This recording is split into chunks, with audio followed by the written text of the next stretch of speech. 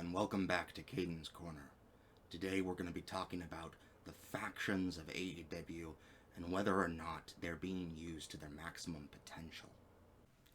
I do want to start off by saying that the drama with MJF and the Inner Circle, the schism he caused between Jericho and Sammy Guevara, and his eventual creation of the Pinnacle as a new faction was pretty exciting, and I liked it. But now I'm interested in where the Inner Circle is going to be going from here, as they seem to be more of a broken, beat-up faction at this point in time.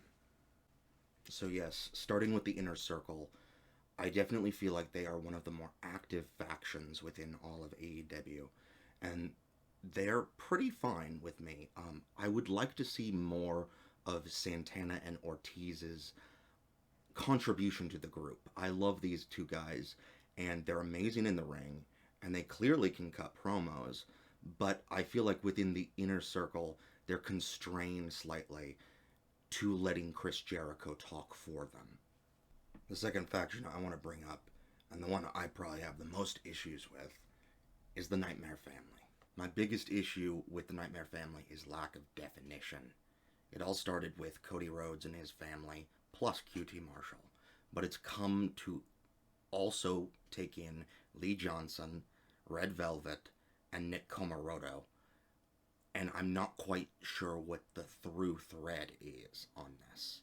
Yes, I know that we can interpret the Nightmare Family as maybe the people they're trying to push the hardest, or at least Cody's favorite wrestlers. But it doesn't necessarily always pay off like that. Nick Comoroto and Lee Johnson haven't really been on Dynamite at all, if maybe one or two times. My other big issue with the Nightmare Family is that they don't really have any major rivalries going on. They've had the Shaq, and Jade Cargill story, and that was fun, but that's just a short-lived flash in the pan compared to some of the longer-term storytelling we've seen with people like Team Taz and the Inner Circle. Really, I want to know what this faction stands for. What are the communal beliefs of the people in this group, and why should I have interest in them? To me, being in the Nightmare Family just boils down to, yeah, sometimes you walk out with Dustin and Cody Rhodes. That's about it. Third, I want to talk about the faction of Team Taz. And while there has been action for these guys, they had the whole setup with Sting, and they had that big cinematic match in that warehouse. My biggest issue with Team Taz as a whole is that I feel like all of the wrestlers are being a little outshone by Taz and him always being on the mic. I would like to see Cage, Hobbs. Starks has been getting some opportunities, of course. He's the most charismatic of the three. But I want more of the other two people's voices, or even something like playing on getting tired of Taz always speaking for them. I also was not a fan of that street fight. I felt like we were set up for, this is the big return of Sting, and here's a scripted slow match where, we have planned camera angles, and clearly there's cuts taken. While it wasn't a bad cinematic match, I felt misled by all of the hype, and really am not impressed with Sting and his contribution to AEW. And to me, this whole schism that they've thrown in right now of, oh, Brian Cage was not, super hateful towards Sting, that he said, I still respect you even though I lost to you. That just feels kind of forced to me, when I feel like there are more viable choices for splitting up and, bringing up anger between members of the group. Could we please just get some more Hobbs, too? I'd like some more of that, too. Let them talk for once, goddamn. The next two factions, actually, that I want to talk about are ones that I think are pretty much done. but we haven't really heard too much of if they're going to come back or not. These are the Kingston family and the Elite. The Elite used to comprise of the Young Bucks, Matt Hardy, Cody Rhodes, and Kenny Omega.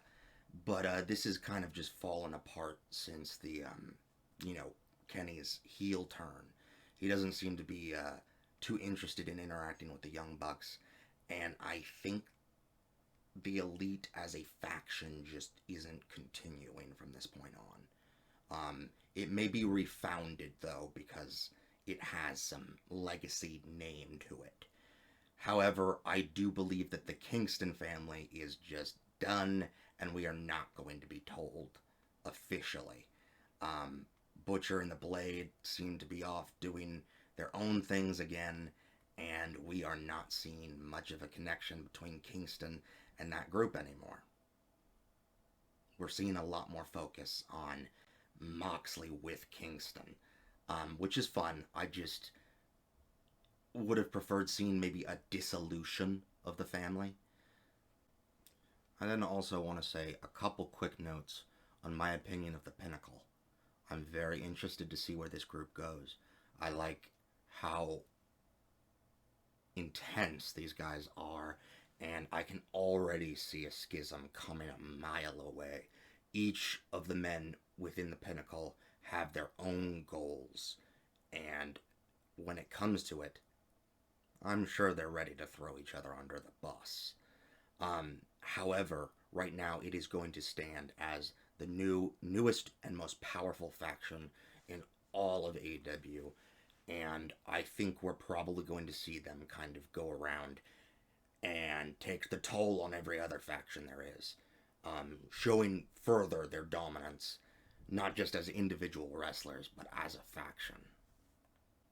I also want to say I'm still waiting for the Wardlow betrayal. They've hinted at it, but I'm hoping that they're going to use it as a major set piece to what ultimately implodes the Pinnacle in the future. I'm pretty damn certain the Pinnacle is not going to last for super long. To illustrate a point on why I'm thinking that each man in the Pinnacle will be quick to betrayal is that their loyalties lie with different people. MJF clearly favors himself above all. Wardlow has been hinted as having some resentment towards MJF, and I'm hoping for a betrayal. Tully Blanchard has taken in both FTR and Shawn Spears. So should those two ever go to war against each other, they may try to get Tully on their side, only to kind of cause more cracks within the Pinnacle. Not to mention, I know for a fact FTR is in everything for themselves. They will betray the others should the Pinnacle assemble some form of tag team. FTR will not like that, and that's something that they could play with. And last, but most definitely not least, I want to talk about the Dark Order, and more specifically, what they could be, could have been, and are now. We were all surprised when Brody Lee passed, and I honestly am very happy to see how Negative One has been ingratiated into the experience. I think the entire thing can be very therapeutic for him, and I just am left with wondering where Brody Lee would have taken the Dark Order, and also what the original plans for the Dark Order were. When Brody Lee was around, he seemed to shift the focus of the Dark Order to something being like a pseudo-religious Ponzi scheme with him clearly set up on top. I remember when the Dark Order first came out, I was seeing it as kind of the dark religious faction, the zealots, the fanatics. But he brought it down to earth a little bit when he first appeared as the Exalted One. But now that the Dark Order does not have a leader, there doesn't seem to be a major form of direction for the Dark Order. I guess I'm really just fine with the Dark Order leaning more into the comedy stuff, especially with -1 as the new leader. But I'm a little disappointed in some ways because I was hoping for a really psychological, dark faction in the Dark Order, and I don't think we're going to get that from now on. Just the roster they've built, the material they've given us, I think it would be a dumb decision at this point, actually, to try to make the Dark Order more dark. They're fine where they are. They started out confused, but they found their niche, and now they're popular. I do hope that in some ways these changes to the Dark Order can open up the door for a more crazy cultist type faction. Something that maybe even the Dark Order could do battle with. Another note for the Dark Order is that Stu Grayson and Evil Uno need to carve out a different niche from the other wrestlers. Stu Grayson has shown already that he can be great in the ring. He just needs more chances. Evil Uno has his size going against him in terms of his ability to go over. I'm not against larger men like him, but I think he needs to play a bit more with his role before people will see him as more of a legitimate threat. The matches with him, Stu Grayson, and Colt Cabana have actually been pretty darn good. But I want more. I still want more. Tell me why Evil Uno is #1 in all of the Dark Order. We've been seeing so much more emphasis on the recruiters, John Silver and his friend, that I honestly don't know what Evil Uno and Stu Grayson bring to the group as a function. He's clearly not the leader, and he never was. There is clearly room for expansion within this group, but he hasn't quite made it yet.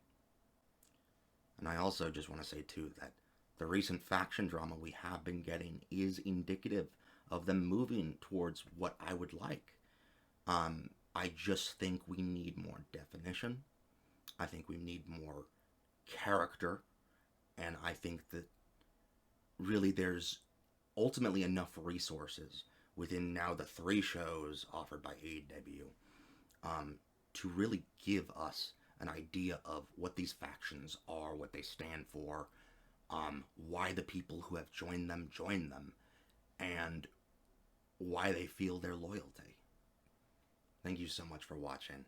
If you enjoyed the video, please leave a like, a comment, or even subscribe. This has been Cheskil Kadenzvoya Baranovich, signing off.